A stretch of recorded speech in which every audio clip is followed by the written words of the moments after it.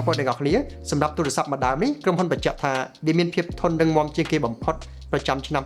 2025ដែលធន់នឹងជម្រាបទឹកកម្រិតខ្ពស់ IP69 វាធន់នឹងកម្ដៅបានដល់ទៅ100អង្សាសេហើយក៏ធន់នឹងការធ្លាក់និងការប៉ះទង្គិចផងដែរមិនទាន់អស់ទេទូរស័ព្ទនេះក៏មាន AI ដ៏សម្បូរបែបផងដែរនេះគឺជា Oppo A5 Pro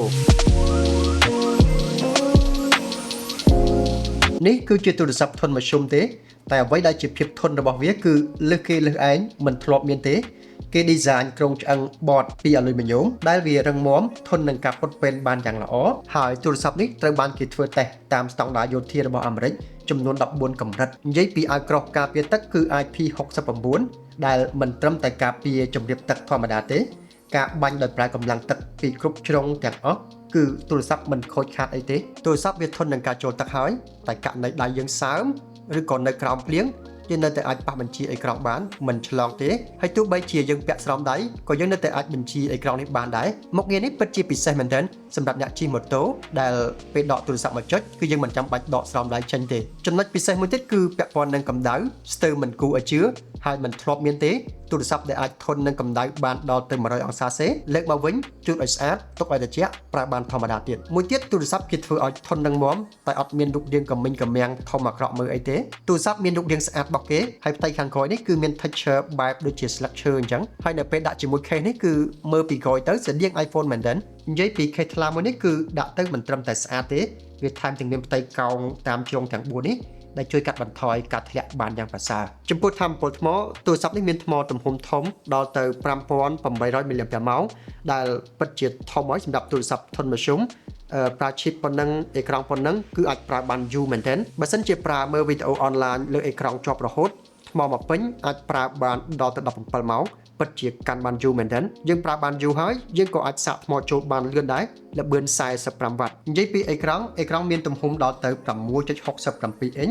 មានពន្លឺភ្លឺខ្លាំងដល់ទៅ1000 នីតនិងមានល្បឿន90 ហឺតនេះគឺជាអេក្រង់ប្រភេទ LCD បង្ហាញរូបភាពបាន HD+ ទេតែការបង្ហាញលើអេក្រង់ជាក់ស្ដែងវាមើលទៅច្បាស់មើលវីដេអូនិងលេងហ្គេមបានមកអេមអត់បញ្ហាទេហើយចំពោះ speaker គឺមានដល់ទៅ2គ្រាប់គឺខាងក្រោមមួយនិងខាងលើមួយដែលបញ្ចេញសំឡេងបានខ្លាំងគួរសមអាចចាក់ស្ដាប់កំដរយើង set ម្នាក់ឯងបាន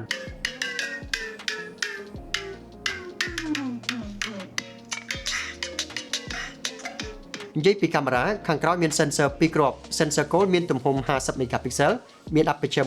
1.8 និងមួយគ្រាប់ទៀតគឺជា depth sensor សម្រាប់ជំនួយរូបថត portrait នេះគឺជារូបដែលខ្ញុំបានថតវាថតបានច្បាស់ល្អ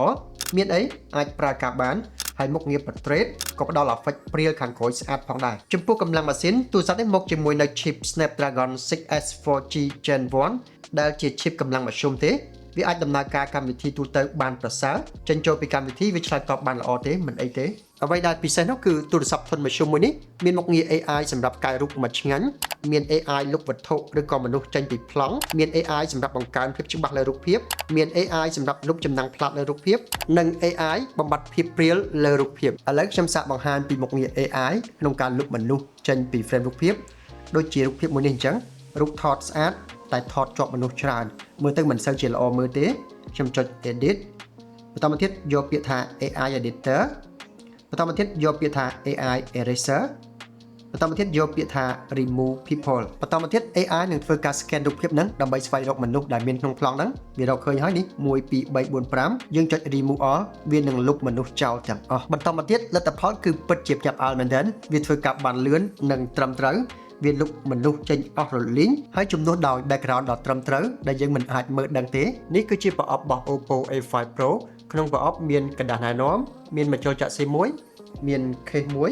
និងខ្សែសាកដុំសាកល្បឿន45វ៉ាត់សរុបចុងក្រោយទូរស័ព្ទ Oppo A5 Pro នេះគឺជាទូរស័ព្ទដែលធន់រឹងមាំជាងគេបំផុតហើយប្រចាំឆ្នាំ2025នេះ Oppo កំពុងតែរុញស្តង់ដារធន់រឹងមាំនឹងឲ្យឡើងកាន់តែខ្ពស់បំផុតទូរស័ព្ទកាន់តែរឹងមាំធន់នឹងការប្រើប្រាស់ហើយទូរស័ព្ទធន់មធ្យមនេះមានមុខងារកាមេរ៉ាដ៏លេចធ្លោនិង AI ដ៏សម្បូរបែបបងប្អូនយល់មិនដែរចំពោះ Oppo A5 Pro នេះសូមសរសេរមតិយោបល់ក្នុង comment ខាងក្រោមឲ្យខ្ញុំបានដឹងផងជួបគ្នានៅវីដេអូក្រោយទៀត